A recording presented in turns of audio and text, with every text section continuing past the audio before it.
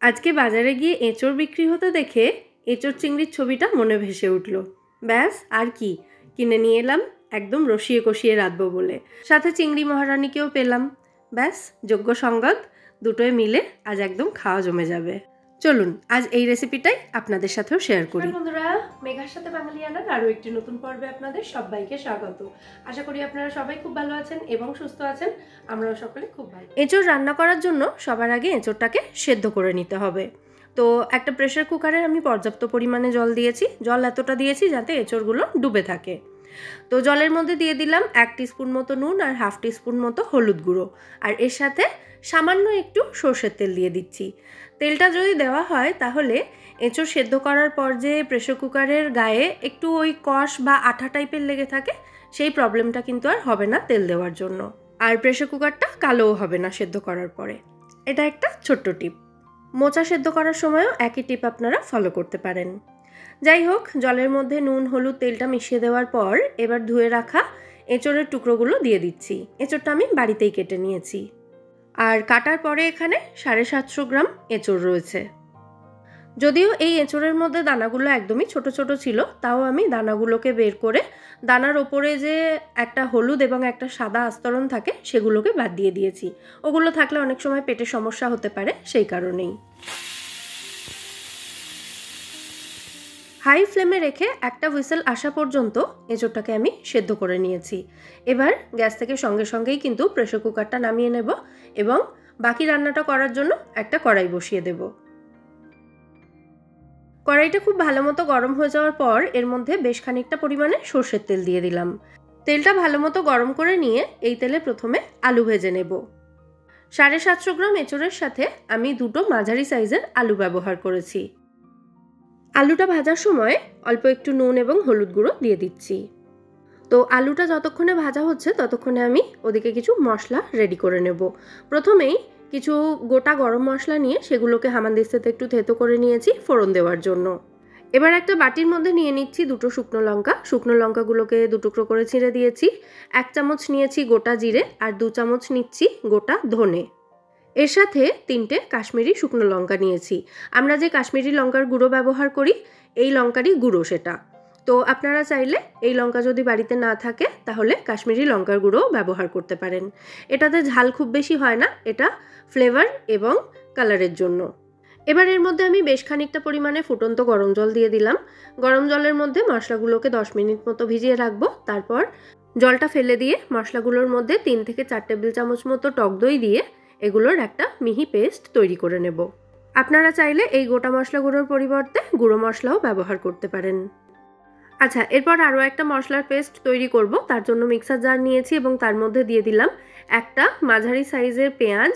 4 টুকরো করে দিয়েছি পেঁয়াজটাকে এবং নিয়েছি 1 মুঠো মতো রসুন। এখানে ওই 12-14 কোয়া মতো রসুন রয়েছে। তো পেঁয়াজ রসুনটাকেও একসাথে বেটে রাখতে হবে। আর এদিকে দেখুন এতক্ষণে আলুর টুকরোগুলো ভালো মতো ভাজা হয়ে গেছে। তো এগুলোকে তুলে নিলাম এবং এই একই তেলে এঁচড়টা ভেজে নেব।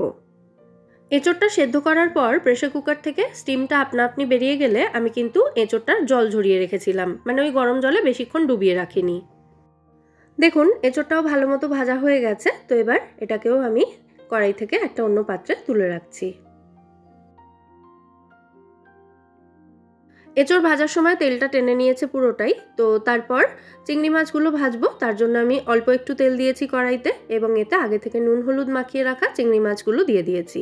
এখানে 500 গ্রাম চিংড়ি মাছ রয়েছে। চিংড়ি কিন্তু খুব বেশিক্ষণ যদি ভাজা হয় তাহলে একটু চিউই বা রাবারের মতো টেক্সচার হয়ে যাবে চিংড়ির। তাই জন্য 1 থেকে 1.5 মিনিট সময়ের জন্য চিংড়িটাকে একটু সাঁতলে নিতে হবে। চিংড়িগুলোকে তেলের উপরে দিয়ে একটু নাড়াচাড়া করতে করতেই দেখবেন চিংড়ি থেকে বেশ খানিকটা জল ছাড়বে। তো জল শুকানোর অপেক্ষা করে লাভ নেই, এই অবস্থাতেই চিংড়িগুলোকে নামিয়ে নেব। চিংড়ির কালার কিন্তু পুরোপুরি চেঞ্জ হয়ে গেছে, দেখতেই পাচ্ছেন। আর এই লিকুইড পার্টটা এটাও কিন্তু চিংড়ির সাথেই রেখে দেব। তো চিংড়িটা নামিয়ে নেওয়ার পর কড়াইটা ধুইনি আমি এই কড়াইতেই রান্না করব। চিংড়ি ভাজার পর কড়াইতে যে অবশিষ্ট অংশটা লেগে রয়েছে, মানে ওই মশলা টাইপের অংশটা, সেটার মধ্যেই রান্নাটা করব, তাহলে রান্নার টেস্ট অনেকটা বাড়বে। যাই হোক, তেলটা ভালো মতো গরম করে নেওয়ার পর আমি এর মধ্যে থেতো করা গোটা গরম মশলা দিয়েছি আর তার সাথে দিয়ে দিচ্ছি গোটা জিরে, শুকনো লঙ্কা এবং তেজপাতা ফোড়নের জন্য। আর এঁচড় রান্না করার সময় তেল দিতে কার্পণ্য করলে কিন্তু চলবে না, তেলটা কিন্তু একটু দরাজ হাতে দিতে হবে। যাই হোক, মশলাগুলো ভালো মতো ভেজে নেওয়ার পর, মানে ফোড়নটা ভালো করে ভেজে নেওয়ার পর যখন ফোড়নের মিষ্টি গন্ধ বেরোতে শুরু হবে, তখন এর মধ্যে দিয়ে দিয়েছি আমি একটা বড় সাইজের মিহি করে কুচোনো পেঁয়াজ। এমনিতে যে কোনো রান্নাবান্নায় আমি তেল মশলার পরিমাণ একটু কম ব্যবহার করাটাই পছন্দ করি। যারা রেগুলার আমার রান্না দেখেন তারা জানেনই। তবে এঁচোড় রান্নায় এই তেল মশলার পরিমাণটায় কম্প্রোমাইজ করলে কিন্তু একদম ভালো হবে না। যাই হোক, ওদিকে পেঁয়াজটা ভালো মতো ভেজে নেওয়ার পর আমি যে পেঁয়াজ রসুনের পেস্টটা রেডি করে রেখেছিলাম সেই পেস্টটা দিয়ে দিলাম। পেঁয়াজ রসুনটাকে প্রথমে খুব ভালো করে ভেজে নিতে হবে। তাহলে টোটাল আমি এই রান্নায় কিন্তু দুটো পেঁয়াজ ব্যবহার করেছি। প্রথমে একটা বড় সাইজের পেঁয়াজ মিহি করে কুচিয়ে ভেজে নিয়েছিলাম। তারপর বাটা মশলার মধ্যে একটা মাঝারি সাইজের পেঁয়াজ দিয়েছি। পেঁয়াজ রসুনের কাঁচা গন্ধ চলে যাওয়া পর্যন্ত এটাকে ভালো করে ভেজে নিয়ে তারপর এর মধ্যে গোটা মশলার যে পেস্টটা রেডি করেছিলাম টক দই দিয়ে, সেটা দিয়ে দিয়েছি। এই মশলাটা ভাজার সময় এর মধ্যে দিয়ে দিলাম আমি হাফ টিস্পুনের একটু বেশি পরিমাণে নুন আর সামান্য একটু হলুদ গুঁড়ো। রান্নার প্রত্যেকটা স্টেপেই কিন্তু নুন হলুদ ব্যবহার করা হয়েছে, তাই এই সময় নুন হলুদটা একদমই অল্প পরিমাণে দিতে হবে। মানে এঁচোড়টা সেদ্ধ করার সময়, আলু ভাজার সময়, চিংড়ি মাছ ভাজার সময় সমস্তটাতেই কিন্তু নুন হলুদ ব্যবহার করা হয়েছে। আচ্ছা, এবার আরও একটা মশলার পেস্ট আমি রেডি করব। আমি এখানে নিয়েছি একটা মাঝারি সাইজের টমেটো, 2 ইঞ্চ মতো আদা নিয়েছি, একটু বেশি পরিমাণে আদা রয়েছে, আর নিয়েছি এখানে দুটো কাঁচা লঙ্কা। যারা ঝাল কম খান তারা এখানে কাঁচা লঙ্কাটা স্কিপ করতে পারেন, অথবা আগে যে শুকনো লঙ্কাটা ব্যবহার করা হয়েছিল সেটাও স্কিপ করতে পারেন। মানে হয় শুকনো লঙ্কা অথবা কাঁচা লঙ্কা, দুটোর মধ্যে যে কোনো একটা ব্যবহার করতে পারেন। এই মশলাটাও খুব ভালো মতো কষানো হয়ে গেছে। তো এবার এর মধ্যে টমেটো, কাঁচা লঙ্কা, আদার যে পেস্টটা রেডি করেছি সেই পেস্টটা দিয়ে দিলাম। সাথে মশলার জারটা ধুয়ে সামান্য একটু জলও অ্যাড করেছি। আগের মশলাটা কষাতে কষাতে অনেকটা শুকিয়ে এসেছিল, তো যাতে পুড়ে না যায় মশলাটা তার জন্য অল্প একটু জল দিয়েছি। আর মিক্সার জারে লেগে থাকা মশলাটাও এতে ওয়েস্ট হবে না, জারটা ধুয়ে এখানে ব্যবহার করে নিয়েছি আমি। মানে মোদ্দা কথা হলো কোনো কিছু এক ফোঁটাও নষ্ট করা যাবে না। যাই হোক, এই মশলাটাকেও তেল ছেড়ে আসা পর্যন্ত আমি ভালো করে কষিয়ে নিয়েছি। মশলা থেকে তেল ছেড়ে গেছে, দেখতেই পাচ্ছেন। তো এবার এর মধ্যে ভেজে রাখা আলু এবং এঁচোড়ের টুকরোগুলো দিয়ে দেব। এই রান্নার জন্য মশলাটাকে একটু ধিমে আঁচে সময় নিয়ে কষিয়ে নিতে হবে। মশলা যত ভালো মতো কষানো হবে রান্নার স্বাদও কিন্তু ততই ভালো হবে। তো এঁচোড় এবং আলুটা দেওয়ার পর এগুলোর সাথেও মশলাটাকে ভালো করে মিশিয়ে নিয়ে 8 থেকে 10 মিনিট সময় নিয়ে একদম লো ফ্লেমে রেখে কষিয়ে নিতে হবে। আর এঁচোড় আলুর সাথে মশলাটা কষানোর সময় কড়াইটাকে ঢাকা দিয়ে দিয়ে কষাবো, তাহলে কিন্তু কষানোটা খুব ভালো হবে এবং এঁচোড় আলু এগুলোর মধ্যে মশলাটা একদম পারফেক্টলি ঢুকতে পারবে। তো মিনিট 10 লো ফ্লেমে রেখে এঁচোড় আলুর সাথে মশলাটা কষিয়ে নেওয়ার পর এবার এর মধ্যে চিংড়ি মাছের যে লিকুইড পার্টটা রয়েছে সেটাকে আগে অ্যাড করব, তারপর চিংড়ি মাছটা অ্যাড করব। মানে চিংড়ি মাছ দেওয়ার পর যত কম রান্না করা হয় ততই ভালো।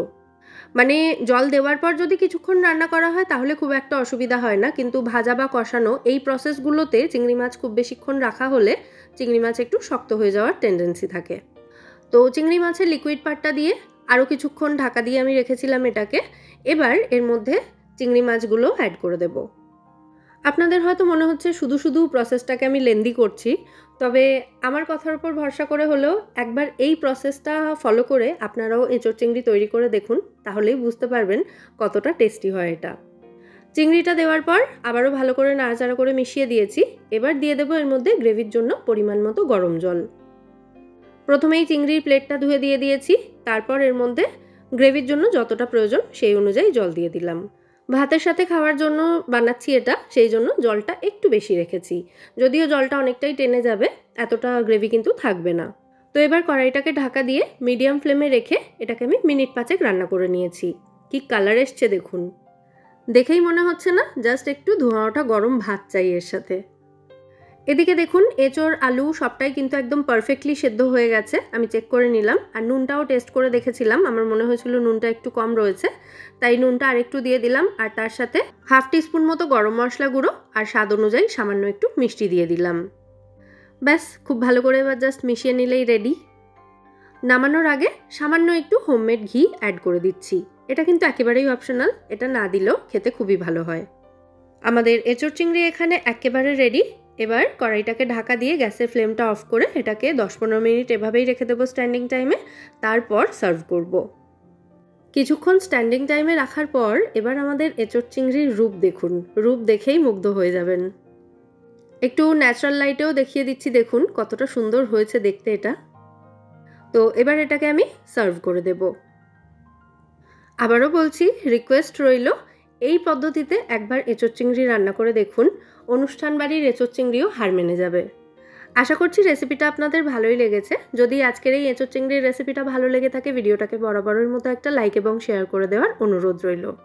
সাথেই আমার চ্যানেল মেঘার সাথে বাঙালিয়ানাকে সাবস্ক্রাইব করে আমার পাশে থাকবেন এবং আমায় সাপোর্ট করবেন, যদি অবশ্য এখনও না করে থাকেন, অথবা আপনি যদি আমার চ্যানেলে নতুন দর্শক বন্ধু হয়ে থাকেন। আর পাশে থাকা বেল আইকনটা ক্লিক করে অল নোটিফিকেশন অপশানটাও অতি অবশ্যই অন করে রাখবেন, সমস্ত নিত্য নতুন রেসিপি ভিডিওর আপলোড নোটিফিকেশন সবার আগে পাওয়ার জন্য। তাহলে আজকের মতো এখানেই বিদায় নিচ্ছি। আবার দেখা হবে পরের পর্বে নতুন কোনো রেসিপির সাথে। সবাই সুস্থ থাকবেন, ভালো থাকবেন এবং সবাইকে খুব ভালো রাখবেন। নমস্কার।